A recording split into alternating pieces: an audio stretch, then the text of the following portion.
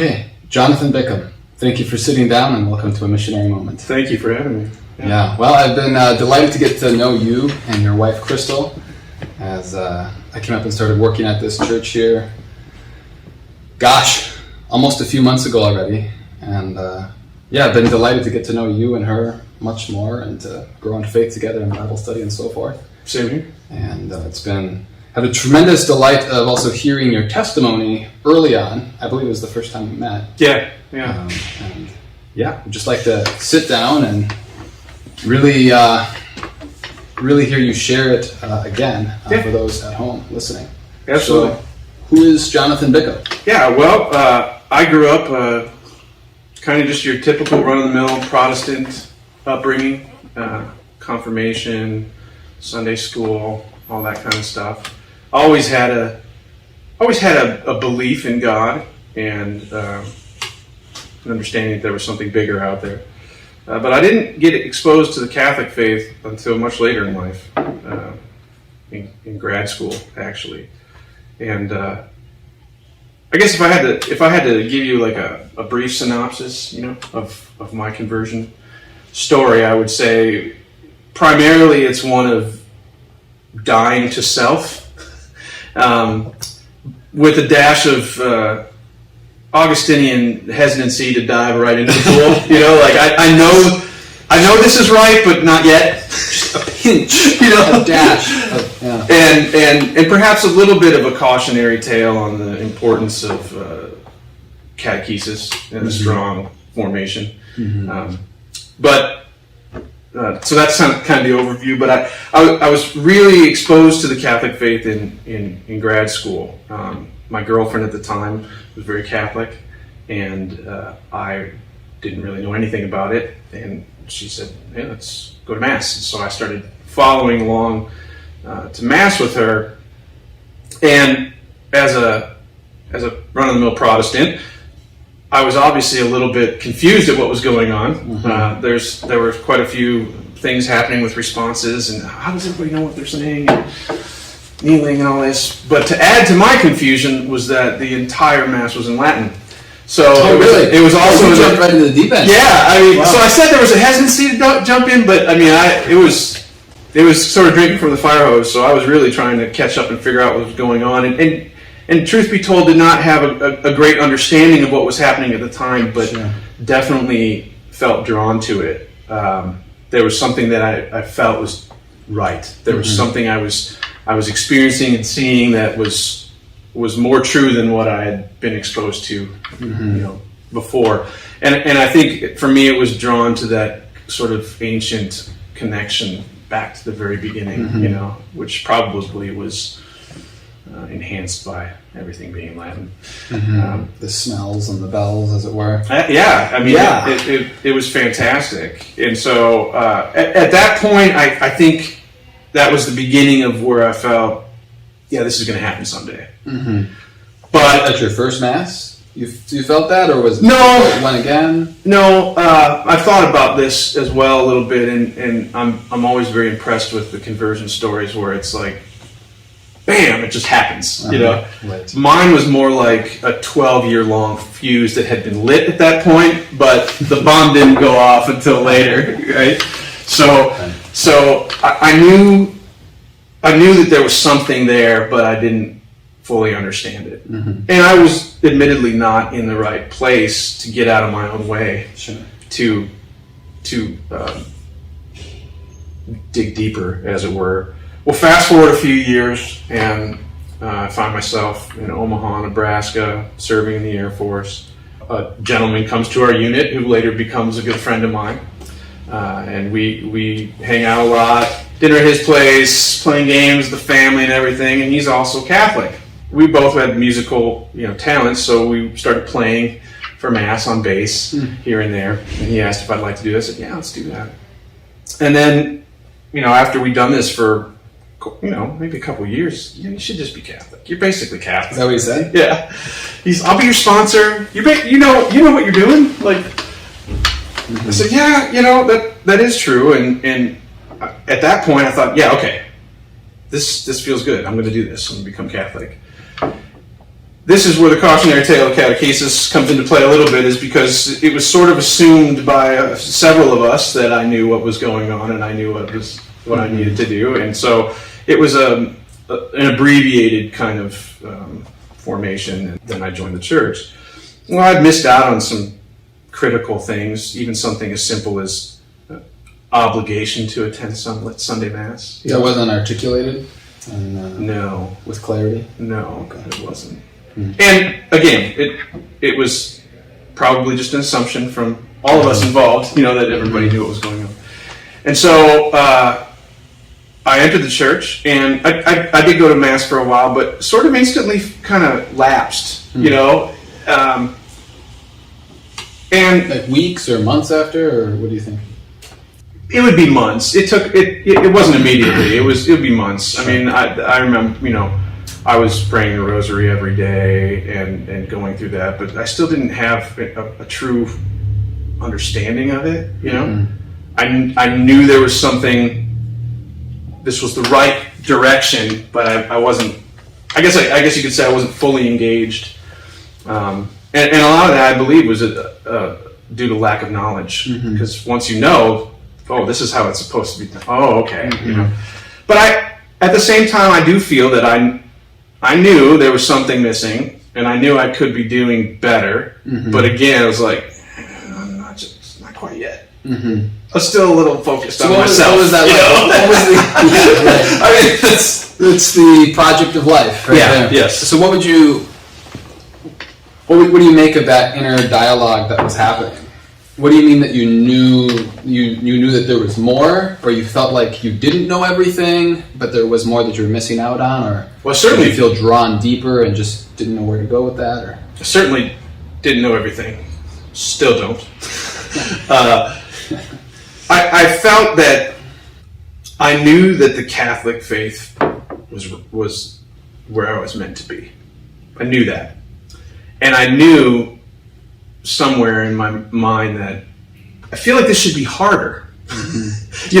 Like maybe I'm missing some rules. It hadn't occurred to me at the time that, it should be harder because you're not actually doing what you're supposed to be doing. It's not asking anything of me. Right, yeah. It wasn't,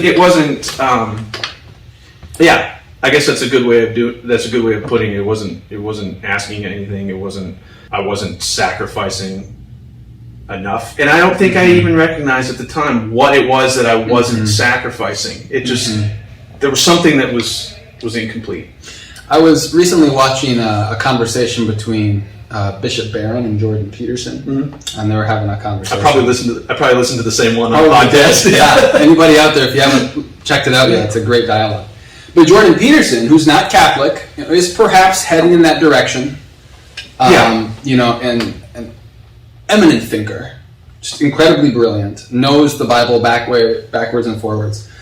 His big criticism that he posits during that dialogue with Bishop Barron is, you know why it seems to me that people are leaving the faith, he said? The faith, the Catholic faith in particular, why is it hemorrhaging young people?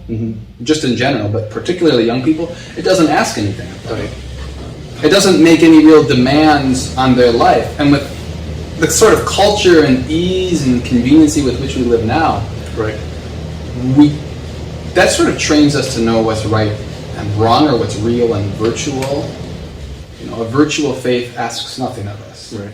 Our virtual class, in many ways, doesn't really ask anything of us. It's all about us responding. I'm on online classes right now. It's a virtual class.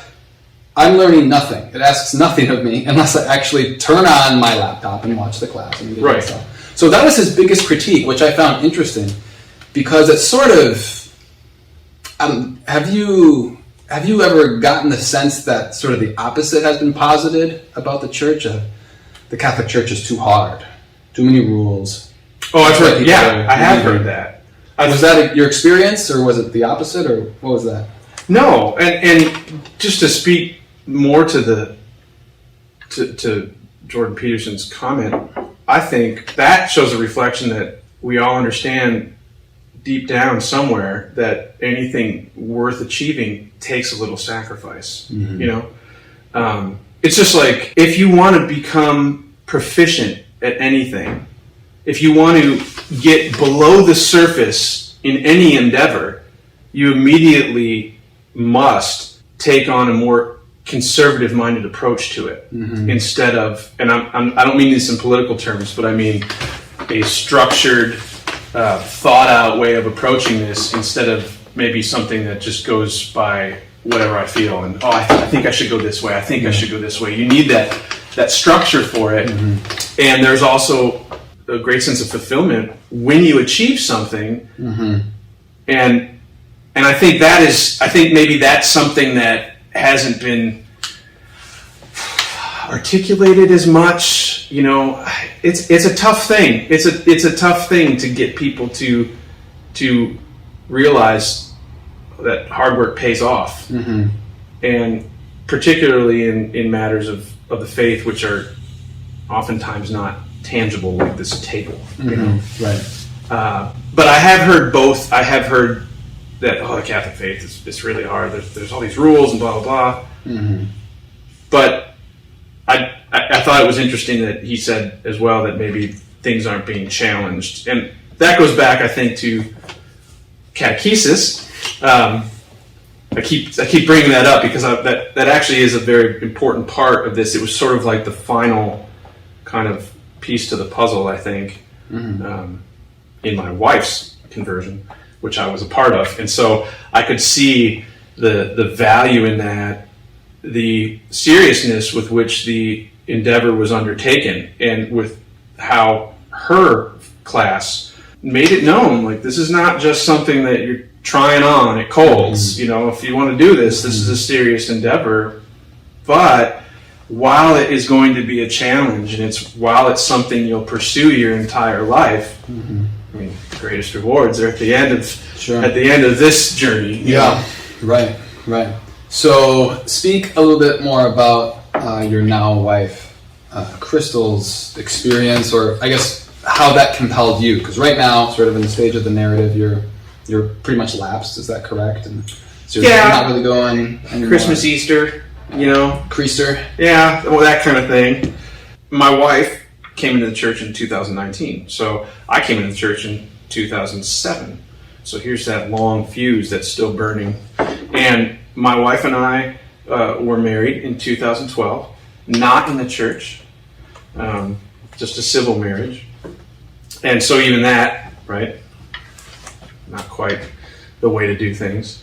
And that'll fast forward to sometime, I think, about 2018. She'd correct me if I'm wrong. I noticed some books start showing up at the house. You know, my wife was raised Baptist, very Baptist. She won all the Bible trivia in her RCIA class because I know this one. She's very well versed, pun intended.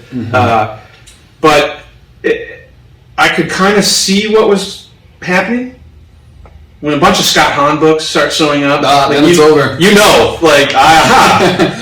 But I didn't say anything. That leads down a very specific path. Yeah, I didn't want to ask because I knew she was feeling things out, and I was just like, all right, I'm gonna see what happens here. The level of restraint that I would have to not ask and talk about that. Well, I was excited. I mean, so that's interesting because I felt this excitement inside me again, like, oh, like really, like. I get to do this now, you know, and it's not something I ever forced on her. We'd go to Mass, but again, it would be Easter Catholic or Easter Christmas. I would invite her to, like, can we go? Oh yeah, this Christmas we'll go here. This next Christmas we'll go there.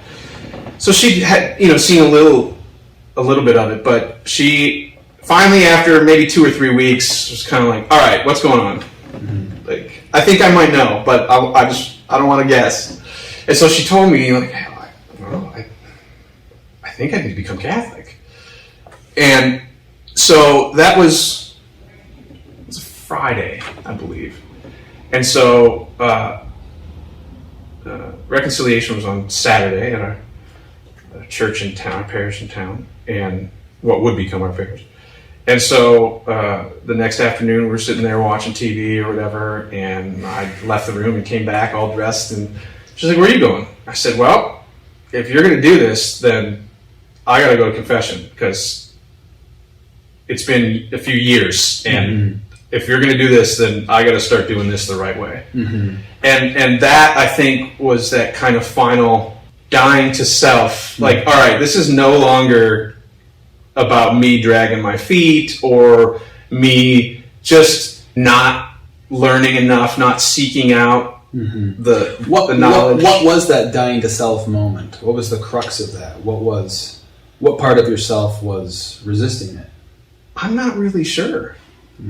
But now it was no longer just about me. This is about my wife's salvation and my wife's, and I don't feel like I could be a good example and a good husband to her if I wasn't walking the walk, setting the example myself as well. Yeah. You know? Monsignor Shea, who's the president of the University of Mary, my alma mater, and the very first homily that I heard him preach got really at the core of this. First by saying, faith dies in isolation.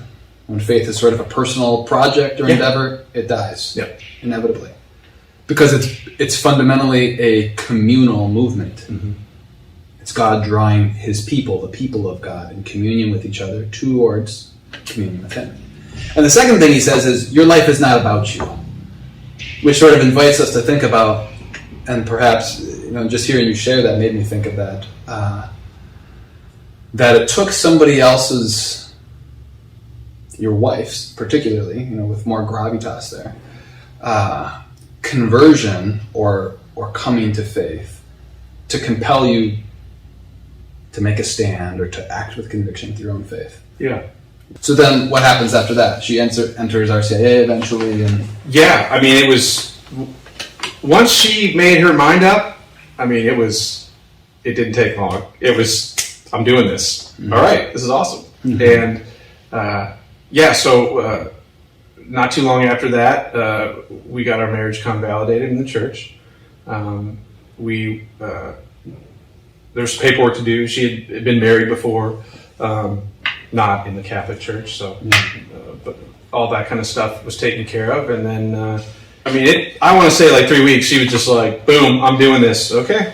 And I was her sponsor, and I got to say I'm extremely grateful to have been her sponsor, both to witness her during that process, but also for what it taught me as well, because I learned so much, filled in some holes that I maybe didn't know or that I had ignored. But anytime you can accompany somebody through something like that, you grow in the faith yourself even more. That's why I'm excited to get into RCIA season and help out and watch other people do that as well now, because I see the value in it. I recognize from my own experience that, oh man, I'm behind. I got catching up to do, I've been, so yeah. Late have I loved you, as St. Augustine says. Yes. Yeah. And an interesting thing that just one of those kind of gee whiz things that kind of ties everything together, and I think these are just little affirmations we get from God here and there, as long as we're open to them and looking for them. When it came time for my wife to pick her saint, she was struggling with it, and it finally came around to Saint Therese. And she came home one day and was like, I think I've settled on a saint. I said, oh, okay, cool. Like, what do you think? And she's like, well, I think it's Saint Therese. And I just kind of looked at her funny, and she looked at me and was like, is there a problem? I said, no, as long as you're okay with the fact that was my girlfriend's name in grad school, who first took me to the Latin Mass and exposed me to the faith. So it was just one of those things, that was just a neat kind of bow on the package. It was just like, wow, okay. So, it's just amazing to see how sometimes you wonder why people come into your life and leave your life and how that process works. And here, many, many years down the road, it was just like, well, would I have not been here had I not known a Therese from many years ago, and then my wife, is Saint Therese of Lisieux. Yes, claiming a part in your life. Yeah. So what's it like being married, having a sacramental marriage, and life in the church now with your wife? It's wonderful. I'm truly blessed to have my best friend as my wife. We love spending time together. We love being involved in the parish together. We're both fortunate enough to be retired. We're both in the military and retired, so we have time, and we both feel drawn to help out in the parish and be very active in the parish. And it's great because it doesn't feel like work, And for people that have to work, it can feel like work sometimes. We're busy. We've got so many things going on. I understand it. We are in a unique position where we can avoid some of those typical stresses. So why not be involved? Yeah, I've been tremendously impressed, and I think other people have as well, with just the both of you and your generous yes to growing with this parish. What do you think of this parish? The Church of Notre Dame here in Chippewa Falls? From the very first time we attended Mass, we knew this was our home. Due in no small part to the wonderful music. I have to give a shout out to the music here. Spectacular liturgy. The chant choir was doing the music that Sunday, and as soon as they started, this is it. Every part of the liturgy makes a big difference, and so that one was definitely part of it. The people at this parish are very welcoming. They've been very welcoming. We feel truly blessed to be able to call this our spiritual home, and I can't wait to see what happens here, because I think it's already a really positive environment. But I had a similar experience when I came to Mass here for the first time. It wasn't for sure that my wife and I were going to move up here, but we went to Mass, and it was our first Mass here together. And the transcendence of the liturgy was manifest. Yeah. That this wasn't a church or a parish or a liturgy that was trying to be relevant. It was true to identity, which is adoration and worship of the living God, the transcendent being, the Father before all ages, the Alpha, the Omega. And that was sort of the meeting point, and is the meeting point of all the parishioners here, that seemed to grab them too as it's growing so much, is that, and this is just so good for everybody when they experience it, is the Mass is celebrated with an awe and a transcendence and a vital energy. Yeah. Of there's something spectacular happening here. This is not a liturgy that's trying to appeal to not at all pop culture.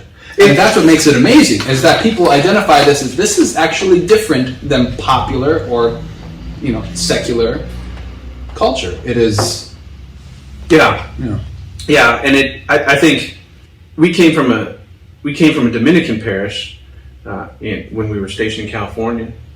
There's a seriousness and intellectual kind of vibe to the Dominican way. They're very, very well read, very learned scholars, and I felt a kinship in Father Burrish at that. He is a very, very well read, very experienced man, and can draw on that, and has a very logical way and clear, concise way of giving the message that we need. And so I enjoyed that Dominicanness and felt a little of it here too. And I was like, oh, I like that. Yeah, that's great, because it's focused. There is a definite focus here, and I feel the parish is focused on the right thing. Right. Yeah. Well, fantastic. Really appreciate the time, Jonathan, and having the opportunity to sit down and hear your story. It's I've said this before, but it is always so compelling and moving to be able to hear the mechanics, the actual working of God in another person's life. It plants faith in people's lives. So it's a great gift, and thank you for sharing. Thank you for having me. It's been my pleasure.